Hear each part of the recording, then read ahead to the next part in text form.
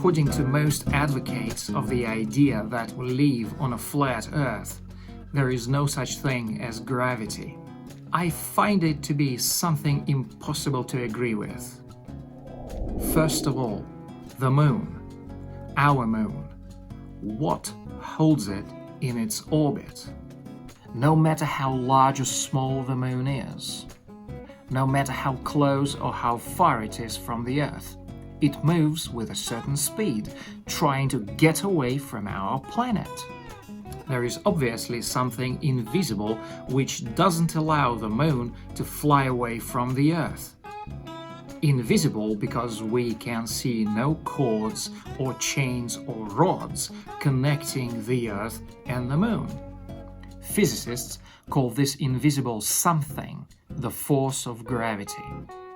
Because the moon is still with us, it's clear that the force of gravity is real.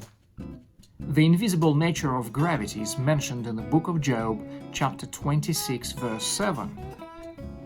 Describing the force which holds the earth, the scripture says that God hangs the earth on nothing. Secondly, as most of you surely know, there are other planets in the solar system which have moons. The gigantic Jupiter has 79 moons, 4 of which were discovered by Galileo Galilei.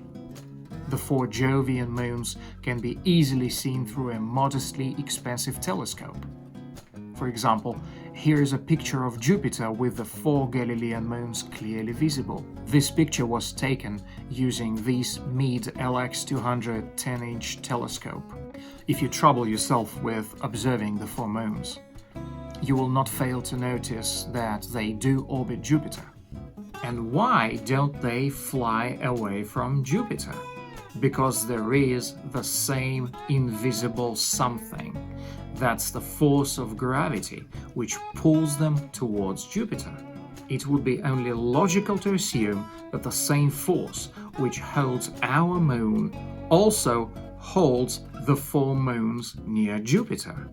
This force, called the force of gravity, is very real, because it has an observable effect on the natural satellites in the solar system. Now, does the force of gravity pull much smaller objects together? It surely does.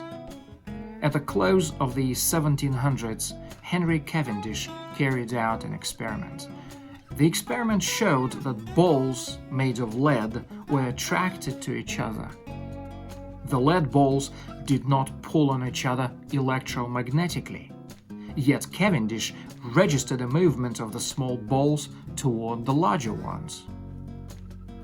The movement was undoubtedly caused by the mutual attraction of the balls.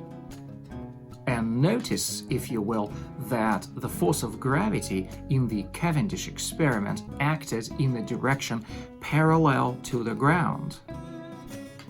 The flat earthers like to say that the effects of gravity are due to the Earth accelerating upward with a constant acceleration. This explanation, however, is powerless to account for the force registered in the Cavendish experiment, because an upward acceleration of the Earth would cause only a downward force of inertia and not a sideways force and a sideways acceleration. Henry Cavendish did not only register the movement. A wire had been used to suspend the smaller pair of balls, and that wire was twisted when the balls started moving. But Cavendish measured the force itself. The force turned out to be very weak, but it surely existed because it caused the balls to move. So, to sum it up, we can see and experimentally register the presence of a force which causes all objects to attract each other. Objects as big as planets and their satellites, or as small as the lead balls in the experiment of Henry Cavendish. The force is real and measurable, and it is the force which has been known to many a generation of scientists and students as the force of gravity. My conclusion, then, is this. Since gravity exists, this fact knocks out one of the central pillars from under the modern flat Earth theory. Flat Earth is not real. Flat Earth ideas are sci-fi.